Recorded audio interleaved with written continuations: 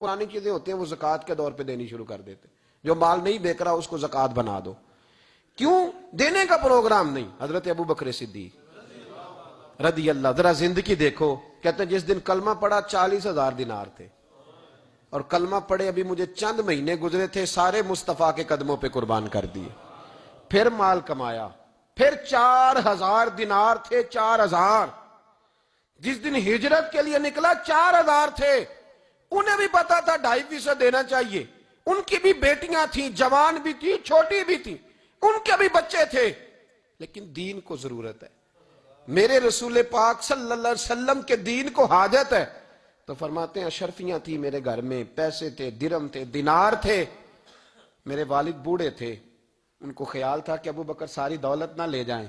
तो हजरत अस्मा बिनते अबी बकर से जनाब अबू बकर सिद्दीक ने कहा कि इस तरह करना, एक गड़ा छोटा सा था, गड़ा टोया, उसमें पैसे होते थे, फरमाया उसमें रोड़े रख देना, ऊपर टाट डाल देना। वालिद नाबीना है, अगर पूछे ना पैसे तो उनका वहां हाथ लगा देना, उन्हें पता चले अबू बकर सारा माल लेके नहीं गया। फरमाते मैं हिजरत पे जाने लगा तो 4,000 सारे ही ले गया। सारा माल ही यार, 2.5% के लिए रटा पड़ा हुआ है। 2.5% के लिए लोग बहस कर रहे हैं, 2.5% के लिए दलाइल चाहिए। कई मुफ्तियाने किराम से पूछेंगे, फिर प्रोग्राम बनाएंगे देना है कि नहीं देना। और जिस दिन तबूक के लिए मेरे मुस्तफा करीम ने ऐलान किया, जनाब सिद्दीक अकबर फरमाते शाही कोई नहीं थी, गुर्बत के दिन थे, कमजोरियां थी, माल उस दिन कारोबारी हालात कम थे। यहां लोगों का कारोबार जब डाउन होता है तो सबसे पहले मस्जिद का 200 बंद करते हैं, सबसे पहले मदरसे का बंद करते हैं, सबसे पहले ख्वाहिश करते हैं कि वो जो गरीब को जाता है ना उसको बंद करो, ये ज्यादा नुकसान दे रहा है। हजरत अबू बकर सिद्दीक रदी अल्लाह तआला अन्हु फरमाते हैं हालात खराब थे, जेब देखी तो इतने पैसे ही नहीं थे कि मुस्तफा करीम को पेश कर सकूं। तो फिर क्या किया? इमाम जलालुद्दीन सयूती कहते हैं अबू बकर सिद्दीक ने ना घर के अंदर कपड़ा बिछाया, और फिर सिद्दीक अकबर ने क्या किया कि तवा भी रखा, बर्तन भी रखे, उस पे चूल्हा भी रखा। अबू बकर सिद्दीक ने उसके ऊपर घर वालों से कहा कि एक एक जोड़ा पहन लो, इधर देखो मेरी तरफ, एक एक जोड़ा पहन लो, और बाकी ना सारे जोड़े भी यहां रखो। और फिर जब लोग बच्चों ने देखा ना कि अब्बा तो कपड़े भी रखवा रहा है, क्या बनेगा? फरमाया तुम्हें तो एक एक जोड़े की इजाजत दे रहा हूं ना, जरा मेरी तरफ देखो। खुद अंदर गए तो टाट का लिबास पहन के कपड़े भी उतार के रख दिए, कपड़े भी उतार के जमीन उसी में रखे, सारा कुछ बांधा। लिबास टाट का, तन तंदूर ते हड्डां दा बालन, ते असी हावां नाल तपाया, कप कप मुकियां पेड़े कीते, उतों इश्क पलेथन लाया, तन दा सालन मन दी हांडी, लून सबर दा पाया। गुलाम फरीदा वे मैं सारी तेरी, तेन वजह यकीन नहीं आया। हर चीज लपेट के ना तो नबी करीम की बारगाह में ले गए, हर चीज। मेरे महबूब का भी अंदाज देखो, फरमाया मां अब कहता ले अहले का, घर भी कुछ छोड़ के आए हो। देखें इधर देखें, जब कोई लाता था तो हुजूर फरमाते थे क्या लेके आए हो, ये क्या है? ये पूछा जाता है कि ये पूछा जाता है घर क्या है? भाई आपको किसी ने कोई तोहफा दिया तो शापर खोल के तोहफा देखेंगे या पूछेंगे घर क्या है? लेकिन मेरे रसूल पाक के लफ्ज देखें, फरमाया मां अब कही ताले अहले का। अबू बकर सजना घर क्या छोड़ के आए हो? तो रो पड़े, कहने लगे या रसूलल्लाह मैं कोई गरीब तो नहीं, मैं बड़ा मालदार हूं। अब कही तल्लाहुमुल्लाह व रसूले, घर अल्लाह भी छोड़ आया हूं, अल्लाह का रसूल भी छोड़ आया। हुजूर मैं कोई कंगाल नहीं, मैं मुस्तफा वाला हूं, मैं कोई गरीब नहीं, मैं नबी वाला हूं, मैं रब रसूल को घर छोड़ आया हूं। मेरे मुस्तफा करीम अलैहिस्सलाम फरमाने लगे तेरे पीछे जिब्रील अमीन खड़े, और उन्होंने टाट का लिबास पहना हुआ है, और तेरे आने से पहले वो आ गए थे। तो मैंने पूछा जिब्रील ये बोरिए का लिबास? अर्ज की या रसूल अल्लाह अबू बकर ने पहना है तो रब को इतना पसंद आया, सारे फरिश्तों को पहना दिया है, सारे फरिश्तों को पहना दिया, सारे फरिश्तों। जरा ये लज्जत तो ले बात की। जब 2.5% पे झगड़ा होता है ना तो फिर नमाज में मजा नहीं आता। जब तू 2.5% पे भी अड़ा रहता है ना, फिर दुरूद और सलाम पढ़ते पढ़ते तबीयत माज़अल्लाह परेशान होती है। जब उलझे हुए फिर मसाइल और हैं। फिर मेरे महबूब करीम बोले, मैं अबू बकर रब करीम ने एक पैगाम भी भेजा है। या रसूलल्लाह वो क्या? फरमाया रब फरमाता है कि अबू बकर से पूछ के बताएं कि इस हाल में वो रब से राजी है कि नाराज है। यहां इकबाल बोले, कहने लगे खुदी को कर बुलंद इतना, खुदी को कर یہ وہ درجہ ہے، یہ وہ مقام ہے، خود ہی کو کر بلند اتنا کہ ہر تقدیر سے پہلے پھر خدا بندے سے خود پوچھے بتا تیری رضا کیا ہے؟ فرمایا رب پوچھتا ہے آپ راضی ہیں کہ ناراض ہیں؟ تو پھر ابو بکر صدیق بھی کھول کے روئے، کہا یا رسول اللہ میں کل بھی اپنے رب سے بڑا ہی راضی تھا، میں آج بھی اپنے رب سے بڑا ہی راضی ہوں۔ یہاں لوگ لے کے بھی نہیں راضی ہوتے، ابو بکر سارا کچھ دے کے بڑے ہی راضی ہیں، سارا کچھ دے کے۔ شریعت کا قاعدہ ہے کہ سارا مال آپ اللہ کے رستے میں نہیں دے سکتے، قانون شریعت ہے۔ حضرت ابی بن کعب نے کہا تھا یا رسول اللہ سارا دینا ہے، فرمایا نام بھائی چوتھا حصہ دے، 3 حصے بچوں کو دے۔ حضرت ابو لبابہ نے کہا تھا میں اس پر دلائل دے سکتا ہوں، احادیث موجود ہیں، حضور سارا مال دینا ہے، فرمایا نام بھائی چوتھا حصہ دے، 3 حصے بچوں کو دے۔ حضرت سعد بن ابی وقاص نے کہا تھا یا رسول اللہ صلی اللہ علیہ وسلم میری ایک ہی بیٹی ہے، سارا اللہ کے رستے میں دیتا ہوں، فرمایا نہ، 3 حصے بیٹی کو، چوتھا حصہ دے، تیرے بچے لوگوں کے ہاتھ دیکھے میں گوارا نہیں کرتا۔ ان سے کہا کہ چوتھا حصہ دو تب قبول کروں گا۔ ابو بکر صدیق سے فرمایا تو سارے لے آ، تیرا سارا ہی قبول ہے، تو سارے لے آ تیرا۔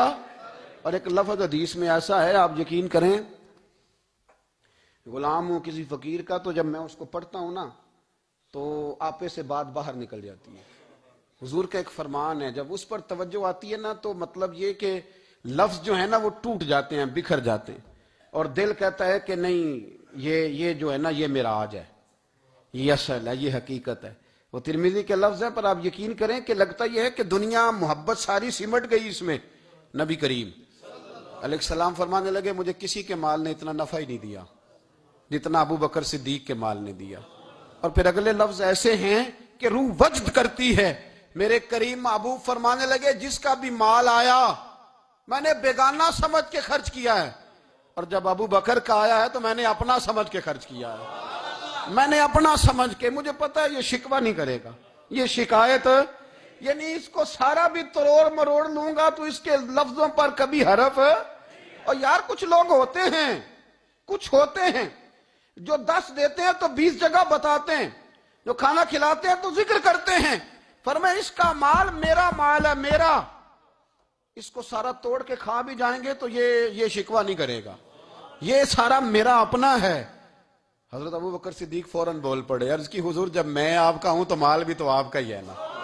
یا رسول اللہ جب میں نے اپنا اب نہیں بچا کے رکھا تو پھر مال۔ حضرت ملا معین الواعظ کاشفی نے لکھا ہے، اچھا کئی دفعہ ایسے ہوتا ہے میں بات کوئی اور بیان کرنا چاہتا ہوں تو شروع معاملہ کسی اور طرف نکل جاتا ہے۔ ملا معین الواعظ کاشفی نے لکھا ہے کہ وہ جو سانپ تھا نا غار ثور میں، وہ 600 سال سے بیٹھا ہوا تھا۔ حضرت عیسیٰ علیہ السلام ایک دن پڑھ رہے تھے انجیل تو آپ نے نبی پاک کا تذکرہ پڑھا، اس سانپ نے سن لیا تو حضرت عیسیٰ سے کہنے لگا حضور یہ بتائیں کہ وہ نبی پاک ملیں گے کہاں؟ تو حضرت عیسیٰ فرمانے لگے کہ مکے میں آئیں گے اور مدینے میں رہیں گے۔ تو کہا ملاقات کیسے ہو سکتی ہے؟ فرمایا چلا جا مکے۔ تو وہ سانپ 600 سال غار ثور میں، اس نے 70 جگہ پہ سوراخ کیے۔ کتنے سال بیٹھا رہا؟ بول کے بتائیے۔ آپ 6 گھنٹے بیٹھ کے دکھائیں، سوال ہی نہیں پیدا ہوتا۔ ہم بڑے کمزور ہو گئے، ہمارے لیے معاملہ بڑا اور طرح کا ہے، ہماری مرضی کا کوئی بات کرے تو ہم اس سے راضی ہیں۔ انتظار کرنا اور یہ سارے کام کرنا یہ تو بڑا مشکل معاملہ ہے، یہ تو بڑی عجیب سی کیفیت ہے۔ میرے صاحب رحمۃ اللہ تعالی علیہ 2015 میں کراچی تشریف لائے، میں اپنے ایک سنگی کو لے کے پہنچ گیا، چھوٹا موٹا مولوی میں بھی ہوں۔ صبح میں 7 بجے کے 8 بجے ہم وہاں پہنچ گئے، حضرت آرام فرما رہے تھے، نمازیں انہوں نے اندر ادا فرمائی ساری، ظہر بھی ہوئی، پھر عصر بھی ہوئی، پھر مغرب بھی ہوئی، پھر عشاء بھی ہوئی۔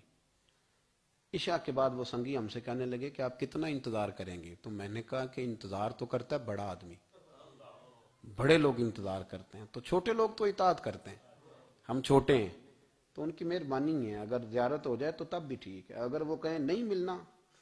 میرے سنگی ساتھ موجود تھے، صبح سے گئے اور عشاء کے بعد کا وقت آ گیا، نہیں انہوں نے ملنا تو پھر بھی ٹھیک، وہ ہس بولے تھے وہ مہربانی، نہیں تو اساں تے لاڑ ہی لڑاونے نے، اس کی مہربانی ہے، اگر بات ہو جائے تو ٹھیک ہے ورنہ کوئی معاملہ نہیں۔ تو عشاء کی نماز کے بعد انہوں نے ہمیں یہ کہا کہ پیغام آیا کہ محفل میں جہاں حضرت جا رہے ہیں وہیں ملاقات ہوگی۔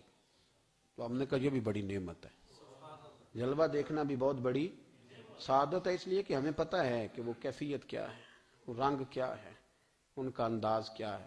پیچھے جا کے بیٹھ گئے تو پھر ان کا حکم آیا کہ اس کو کہو ذرا آگے آئے. جب میں اسٹیج پہ گیا تو فرمانے لگے مجھے سویرے ہی پتا تھا آپ آ گئے. کوئی ارجنی اتنا کوئی انتظار تو بندہ کر ہی لیتا ہے.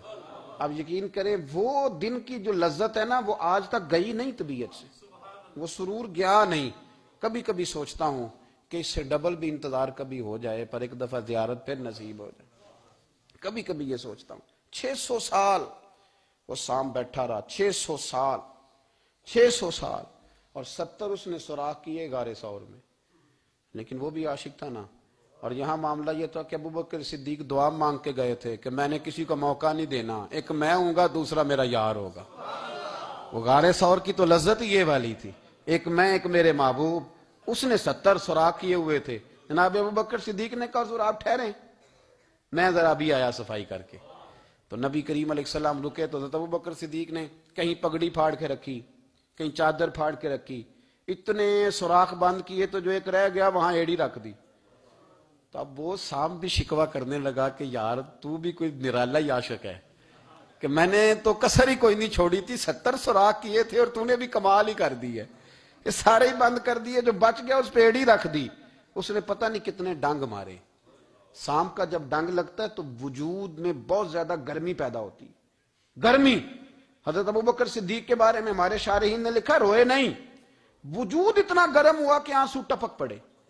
نبی کریم صلی اللہ علیہ وسلم نے فرمایا ہٹا نا ذرا پیر. پھر انہوں نے ہٹایا تو میرے مصطفیٰ میں لعاب دہن لگایا. مولانا معین الواعظ کاشفی رحمت اللہ علیہ فرماتے ہیں کہ جب انہوں نے قدم ہٹایا نا تو پھر وہ سانپ باہر نکلا، اپنا سر نکالا اور کھڑا ہو کے حضور کا دیدار کرنے لگا. تو نبی کریم نے فرمایا تیرا کام ہو گیا، اب تو جا، مجھے اور ابو بکر کو رہنے دے. وہ نکل گیا. یہ کیفیات ہے، یہ محبت ہے، یہ وارفتگی ہے، یہ سوز ہے، یہ درد ہے. یارو یہ میں کہا کرتا ہوں کہ یہ چیز جینے کا بھی مزہ دیتی ہے، مرنے کا بھی مزہ آتا ہے. مرنے کا بھی مزہ، سرور آتا ہے انسان اس میں جب یہ کیفیات شامل ہوتی ہے نا. رنگ اور ہوتا ہے، درد اور ہوتا ہے، ذائقہ اور ہوتا ہے، کیفیت اور ہوتی ہے. پھر کوئی شوق نہیں رہتا اعلیٰ کپڑوں کا، بڑی گاڑی کا، لمبے چوڑے معاملات کا. پھر تو انسان ڈھونڈتا پھرتا ہے کوئی مجھے محبوب کی بات سنائے، کوئی اس کی شان میں کوئی شعر سنائے، کوئی اس کا ذکر سنائے، کوئی مل جائے نا کبھی کہ میرے تار چھیڑ دے، کوئی ملے، کوئی بات کرے، کوئی ذکر کرے. پھر انسان ڈھونڈتا پھرتا ہے ان لفظوں کو، ان لوگوں کو جو پکڑ کے دروازہ رسول صلی اللہ علیہ وسلم کی بارگاہ تک لے جائیں. بڑا پیار کیا میرے قریب محبوب. حضرت علی المرتضیٰ شیر خدا فرماتے میٹنگ بیٹھی تھی بدر والے دن، ہم بات کر رہے تھے خطرہ کہاں ہے، دلیر دلیر لوگوں کی ڈیوٹی کہاں لگائی جائے. شیر خدا بھی چاہ رہے تھے کہ میں وہاں ڈیوٹی دوں گا. تو کہتے ہیں سمجھ آئی کہ سب سے زیادہ خطرہ نبی کریم علیہ السلام کے عریش مبارک کا ہوگا، حضور کے خیمے کو، چھپر مبارک کو. قریش مکہ سب سے زیادہ حملے وہاں کریں گے جہاں حضور ٹھہرے ہوں گے. طے ہو رہا تھا کس کی ڈیوٹی لگائیں، کس کو وہاں ذمہ داری سونپیں. کہتے ہیں ہم بات کر رہے تھے اور میں تیار تھا وہاں جانے کو، اچانک ابو بکر صدیق آ گئے.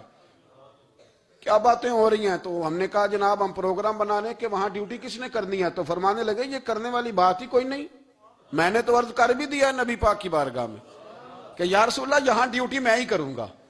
تو حضرت ابو دردہ رضی اللہ تعالیٰ عنہ عرض کرنے لگے حضرت ابو بکر صدیق سے کہ حضور آپ کے ساتھ کون ڈیوٹی کرے گا؟ فرمانے لگے کسی کی بھی ضرورت نہیں، کوئی ماں نے لال جنا ہی نہیں، کوئی جنا ہی نہیں ماں نے لال جو ابو بکر کے ہوتے ہوئے نبی پاک تک پہنچ جائے، کسی کی جرت ہی نہیں. میں اکیلا کافی ہوں مصطفیٰ کریم کے خیمے کا پہرا دینے کے لیے. یہ اعزاز، یہ شان، یہ لطافت. اور میرے نبی کریم علیہ السلام نے بھی پھر حضرت ابو بکر کو چاہا تو کمال ہی کر دیا، چاہا تو کمال ہی کر دی، کمال ہو گئی. حضرت ابو دردہ کہتے ایک دن حضور علیہ السلام نے مجھے فرمایا ابو دردہ یہ تو نے آج کیا کیا ہے؟ حضور کیا ہوا؟ فرمایا آج تو گلی میں چل رہا تھا اور ابو بکر صدیق کے آگے آگے چل رہا تھا، گلی میں ابو بکر کے آگے آگے چل رہا تھا. یا رسول اللہ صلی اللہ علیہ وسلم کیا ہوا؟ فرمایا نہ کسی پہ سورج طلوع ہوا نہ غروب ہوا جو میرے ابو بکر سے افضل ہو. خبردار اس کے آگے نہیں چلنا، ابو بکر صدیق کو کمر نہ ہونا چاہیے. شاہ ولی اللہ صاحب نے ایک بات لکھی ہے بڑی نرالی ہے، وہ بھی بڑی نرالی. مثل تعویذ ہوتے ہیں نا کچھ لوگ، جب بھی ملتے ہیں شفا ہوتی ہے. بڑی شاندار عجیب بات لکھی ہے. حضور صلی اللہ علیہ وسلم نے ایک دن فرمایا کہ وقفے سے ملا کرو محبت بڑھتی ہے. یہ حضور کا فرمان ہے. وقفے سے ملا کرو محبت بڑھتی ہے. قدر کھو دیتا ہے نا ہر روز کا آنا جانا, اور بڑی دلچسپ ہوتی ہیں بے ترتیب ملاقاتیں. تو کہا کہ وقفے سے ملا کرو. حضرت ابو ہریرہ بھی تھے, دیگر لوگ بھی تھے. حضور نے فرما دیا. حضرت ابو بکر صدیق بھی سن رہے تھے. زور کی نماز پڑھی, گھر چلے گئے. عصر پڑھی تو گھر چلے گئے. مغرب پڑھی تو گھر چلے گئے. حضرت انس بن مالک رضی اللہ تعالیٰ عنہ کہتے 3 دفعہ حضور نے پوچھا, ابو بکر نہیں آئے؟ ابو بکر نہیں آئے؟ ابو بکر نے کہتے 3 دفعہ پوچھا تو میں پھر پہنچ ہی گیا. میں نے کہا ابو بکر 3 دفعہ حضور نے پوچھ لیا کہ ابو بکر نہیں آئے, ابو بکر نہیں آئے. تو جناب صدیق اکبر دوڑے, حضور حکم. فرمایا کہاں تھے صبح سے؟ عرض کی یا رسول اللہ آپ نے تو فرمایا تھا وقفے سے ملا کرو محبت بڑھتی ہے. تو محبوب فرمانے لگے تمہیں تھوڑی کہا تھا, تمہیں تھوڑی کہا تھا. تو نہ جایا کر یار, تو رہا کر. تو رہتا ہے تو دل جمع رہتا ہے, تو یہاں موجود ہوتا ہے تو دل. اب یقین کریں کچھ لوگ ایسے ہوتے ہیں جن کے بارے میں دل کرتا ہے انہیں بندہ خرید کے پاس رکھ لے, ان کو خرید لے, یہ یہیں رہیں, یہ جائیں نہ. اس لیے کہ ان کا لب و لہجہ اور ہوتا ہے, ان کا طرز حیات اور ہوتا ہے, طرز غلامی اور ہوتا ہے, طرز فرما برداری اور ہوتا ہے, انداز اور ہوتا ہے. فرمایا تو نہ جایا کر, یہی رہا کر. اور میرے محبوب نے فرمایا ابو بکر تو صرف میرا غار میں ہی ساتھی نہیں, قیامت میں جب میں حوض کوثر تقسیم کروں گا تب بھی تو میرے پاس ہی بیٹھا ہوگا. قیامت کے دن حوض کوثر کی تقسیم میں بھی تو میرے ساتھ ہی ہوگا میرے نبی کریم علیہ السلام. اور ایک بات اور سن لے جاتے جاتے, کچھ لوگ ساتھ بڑا رہتے ہیں پر بات کم کم مانتے ہیں. کہتے ہیں میں جھاڑو جو دیتا ہوں آستانے پہ, مجھے وظیفہ پڑھنے کی کیا ضرورت, میں وہاں ہر وقت حاضر جو رہتا ہوں, مجھے کیا ضرورت ہے شجرہ پڑھنے کی, مجھے کیا ضرورت ہے ان کی بات سننے کی, بات میں وہاں رہتا جو ہوں اتنا ہی کافی ہے. حضرت ابو بکر صدیق نے نوکری بھی کھول کے کی اور نبی پاک کی بات بھی کھول کے مانی, کھول کے مانی. جو حضور نے کہہ دیا انہوں نے کر دیا. یہاں تو لوگ سوچتے ہیں نہ سمجھتے ہیں, غور کرتے ہیں, کہتے ہیں میں وہیں ہوتا ہوں, میرے پاس نسبت ہے, وہی کافی ہے. مجمع لگا ہے صحابہ کا, نبی پاک علیہ السلام نے فرمایا ابھی آج روزہ کس نے رکھا ہے؟ سب چپ کر گئے. حضور نے دوبارہ پوچھا تو جناب صدیق اکبر بولے, عرض کی حضور آپ حکم نہ دیتے تو میں نہ بتاتا, یہ اللہ نے آج مجھے توفیق عطا فرمائی. تو حضور علیہ السلام نے فرمایا آج جنازے میں کس نے شرکت کی؟ لوگ خاموش ہو گئے. تو حضور علیہ السلام نے دوبارہ پوچھا, عرض کی حضور آپ حکم نہ دیتے تو نہ بتاتا, یہ اللہ نے توفیق مجھے عطا فرمائی. فرمایا آج کس نے مسکین کو کھانا کھلایا ہے؟ عرض کی یا رسول اللہ صلی اللہ علیہ وسلم حکم نہ دیتے تو نہ بتاتا, یہ اللہ نے مجھے توفیق عطا فرمائی. فرمایا کس نے آج لوگوں کو دین کی دعوت دی, اسلام کی طرف بلایا, پیغام دیا, کون ہے؟ عرض کی حضور اگر آپ حکم نہ دیتے تو میں نہ بتاتا, یہ بھی خدمت اللہ نے مجھے عطا فرمائی ہے. تو نبی کریم علیہ السلام نے فرمایا ابو بکر سن, قیامت کے دن ایک دروازہ جنت میں ایسا ہوگا جہاں سے صرف روزے دار گزریں گے, ایک ایسا ہوگا جس سے صرف نمازی گزریں گے, ایک ایسا ہوگا جس سے صرف حاجی گزریں گے, ایک سے سخاوت کرنے والے گزریں گے. لیکن جب تو آئے گا نا تو جنت کے ہر دروازے سے آواز آئے گی کہ ادھر سے داخل ہو جا, ادھر سے, ہر دروازے سے آواز آئے گی. اس لیے کہ مجموعی طور پر عمل کیا زندگی میں, مجموعی طور پر, اور اپنے لب و لہجے. اتنی نوکری کی حضرت صدیق اکبر نے, اتنی نوکری کی, کسی جگہ بھی کوئی دعویٰ نہیں. حضور نے بڑا فرمایا ہے کہ ابو بکر نے بڑی نیکیاں کی اسلام کے ساتھ, جناب صدیق اکبر کا کوئی دعویٰ نظر ہے؟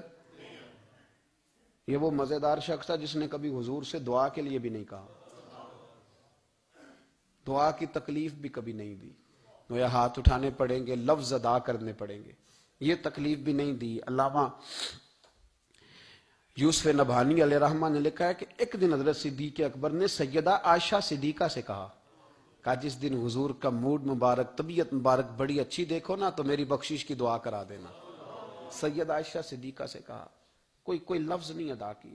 لوگوں کو لاتے, حضرت عثمان غنی نے ان کی تبلیغ پہ کلمہ پڑھا, حضرت طلحہ نے, حضرت زبیر نے, ان لوگوں کو لاتے اور لا کے نا انہیں آگے بٹھاتے, خود پیچھے بیٹھ جاتے.